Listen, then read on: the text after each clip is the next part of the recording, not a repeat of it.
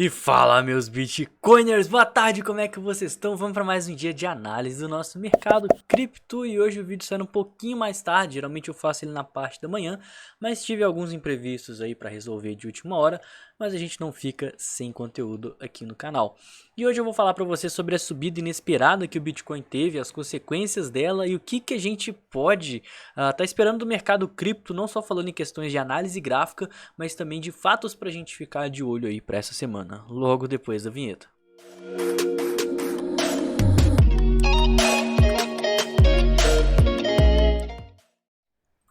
Pessoal, primeiro de tudo, eu tô aqui com o order book aberto, mas eu queria passar isso aqui para vocês. Olha só, essa página aqui que chama Paradigma Education, ela tá analisando várias outras exchanges que podem ter riscos aí de quebrar. E eu tenho alguns pontos para falar sobre isso, tá? Primeira coisa é que todos aqui, ao contrário do que o ditado diz, todos são suspeitos até que se prove o contrário. Então, enquanto as exchanges como um todo não abrirem aí os seus balanços patrimoniais e realmente mostrar que eles têm uma prova de reserva, vai todo mundo ficar com o pé atrás. E isso leva a gente nesse post aqui, tá? Que ele está considerando primeira coisa, são as exchanges que ela tem muita questão de patrocínio, de anúncio, coisa que eu falei no último vídeo. A FTX comprou estádio, tava com patrocínio em Fórmula 1, vários atores famosos, e essas aqui, ó, são as que fazem essa mesma coisa, investem muito em marketing, tá? Para tentar captar muito cliente, e isso pode ser visto como uma alternativa, um último recurso para conseguir muito dinheiro entrando para conseguir sair de algum problema eventualmente. E segundo, que tem moeda própria, que é algo que eu já não concordo, porque atualmente praticamente todas as exchanges têm moeda própria, porque seria uma forma das pessoas investirem na própria exchange, né? Então, assim, eu não acho que ter moeda própria é um fato aí para estar considerando como algo de risco.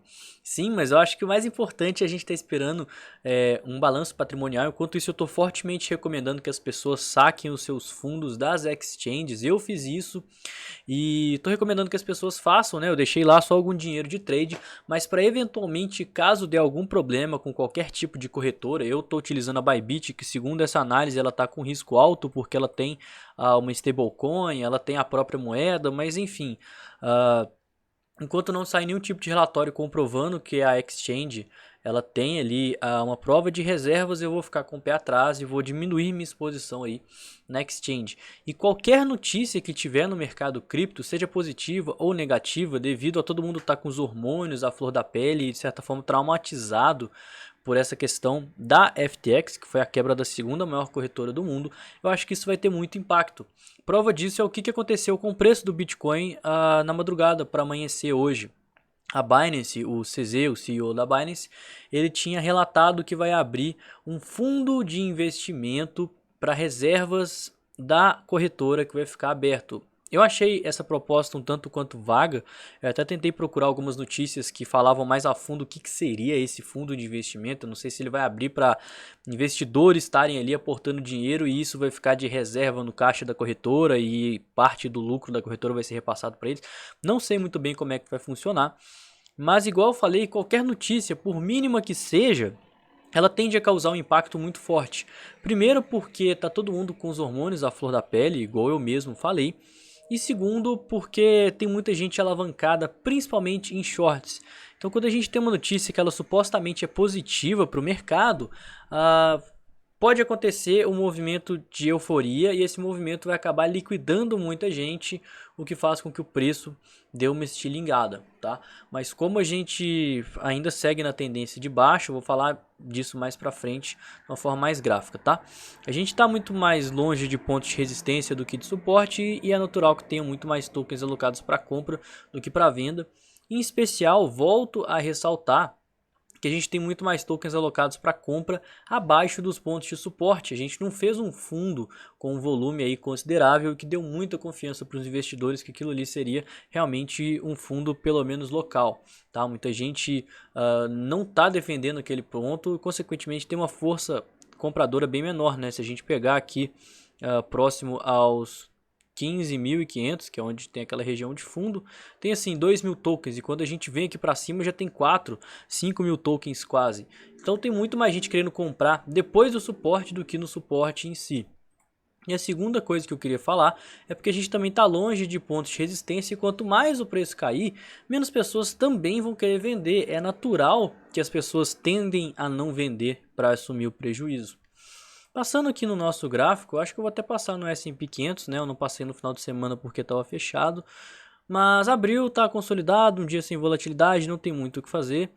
E, bom, eu acho que se o S&P 500 continuar subindo nessa tendência de alta, seria uma coisa boa para o mercado cripto. Mas vale ressaltar que ele está muito esticado aqui no diário e certamente ele pode vir a buscar por um fundo ascendente contra a região aqui dos 3.700 pontos. Mas essa busca pelo fundo ascendente poderia ser um agravante para o mercado cripto também dar uma corrigida e quem sabe até perder aquela região de fundos, porque a força compradora não está se mostrando muito atuante nela.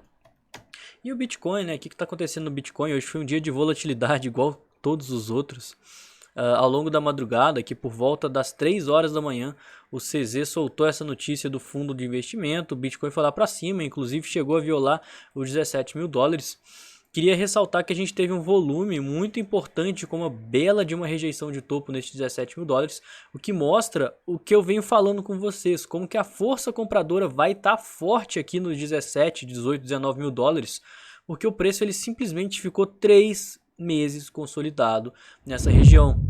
E é uma região onde entre os 17 e os 19, durante 3 meses, foi uma excelente região de compra.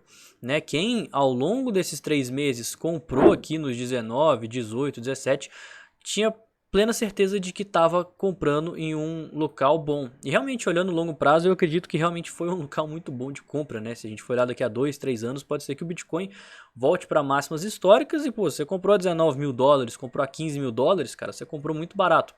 Mas olhando no curto prazo, essas pessoas que compraram achando que seria um fundo e viram o Bitcoin sair lá dos seus 21 mil dólares e bater quase 30% de valorização próxima aos 15, ficaram desesperados. Então, tem uma tendência de venda quando a gente voltar para essa região e essa velazinha aqui numa hora já mostra como que essa tendência de venda já está começando assim que a gente passa os 17k, tá? É uma região muito forte de resistência, eu acho que não vai ser fácil da gente vencer ela.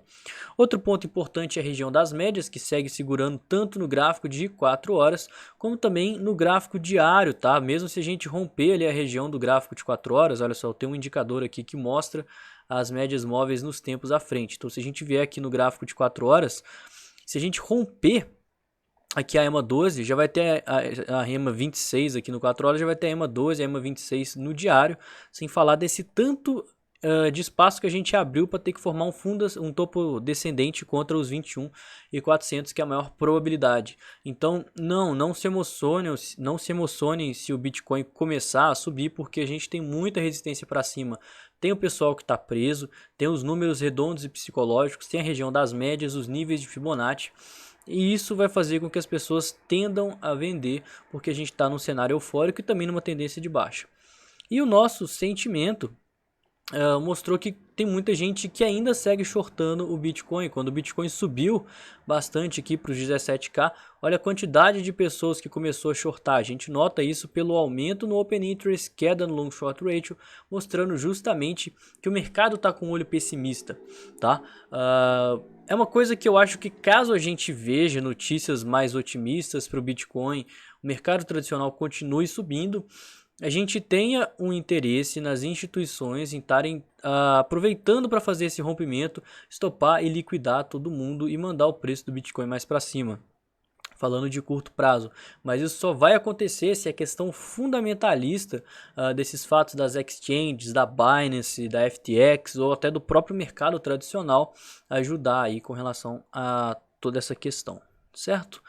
Nossas conclusões finais, o que eu estou de olho.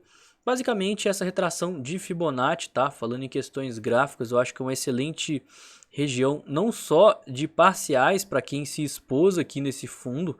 Eu preenchi algumas ordenzinhas minhas, eu estou pensando ainda se faço ou não parcial. Provavelmente eu vou fazer sim para liberar capital, porque a gente segue na tendência de baixa e a maior probabilidade é que a gente faça um topo descendente.